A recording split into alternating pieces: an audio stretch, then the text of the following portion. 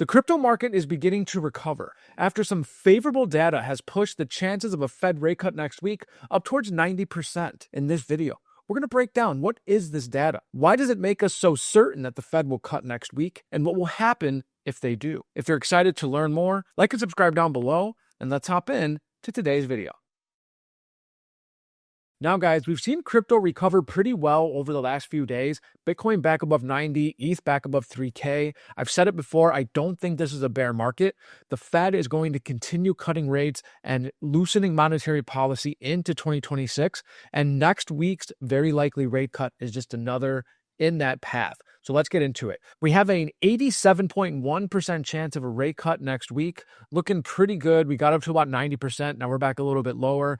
They're going to cut. I think that's pretty much well established at this point, mainly because of the labor market data that's been coming in. So let's have a look at some of that. We've got ADP private payrolls down 32,000 jobs. This actually surprised to the downside.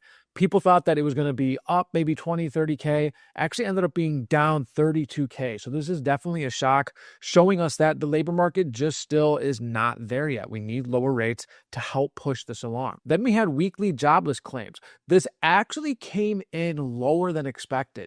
People were thinking that it was going to be in higher. So, less jobless claims means that the economy is actually doing a little bit better, that there's less people filing for unemployment. But there's a caveat to this, and it may not be a fair estimation of what's going on broadly across the U.S. So let's bring in KG from Schwab. He's going to explain to us what is this difference and why does it matter. Have a listen. But here's actually the key thing that you got to look at and for this report, which is why I actually think it's a little bit of an outlier. If you're looking at the jobless claims within California, it was a 36.6% drop on a week-over-week basis. That's the largest drop that we've seen, that I can see on record, since January 23rd of 2021. So there's definitely something there, probably a little bit more mechanical, that's impacting that number. And if you also look at Texas saw a 42.8% drop in claims on a week-over-week basis. Once again, very dramatic drop, a little bit of an outlier. Those are the two states that really can push initial claims, as well as New York. So even though initial claims came down, it was California and Texas that brought us down. So it's not really telling us that the economy is doing much better.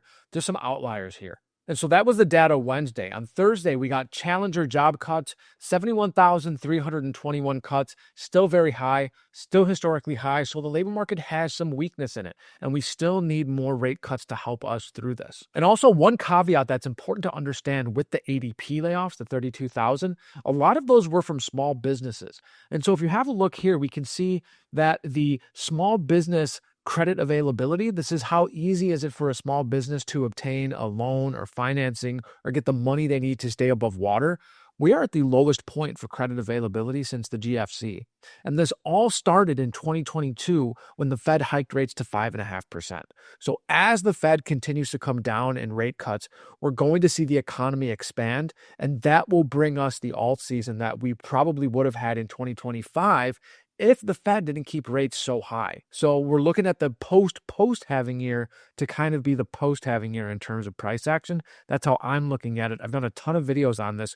Go back and check them out if you want to learn more about why I think alt season is going to happen in 2026. And speaking of 2026, what is this Fed rate cut going to do for us? Why do we care? Essentially, 25 basis points in December isn't going to bring a massive rally. It's not going to get us where we want to be, but it's another step along the way. We want to keep racking these up. We want to rack up 25 here, 25 there. Really, this labor market is showing signs of weakness.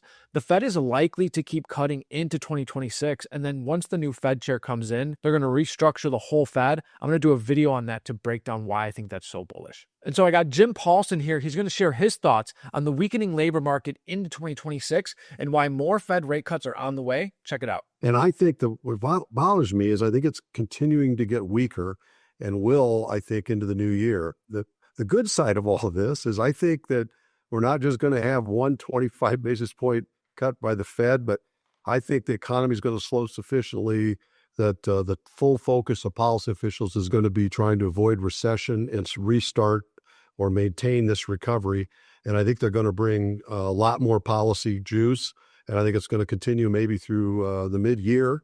And this will be the first time we've had a major full-on policy support in this entire bull market. And I think we're going to like the results as investors. Oh, okay. And so Jim is dead on. The Fed is going to help this economy reaccelerate, and that's going to really push the bull run to new heights. We have not seen a supportive Fed for this entire period that we've had of Bitcoin going up to over 100K. Once that happens, that is going to be a massive tailwind for assets. And it's something that I'm looking forward to in 2026, and I think you should as well. This is what makes me so bullish. And this is why, even if we don't see a massive move from this Fed rate cut, why it's going to be so important to keep racking these up. Once we get another 3 or 4 25 basis point cuts, then we're in really good territory. We're below the neutral rate. Policy is sufficiently loose and supportive to markets, supportive to the economy, and we're going to see that in asset prices.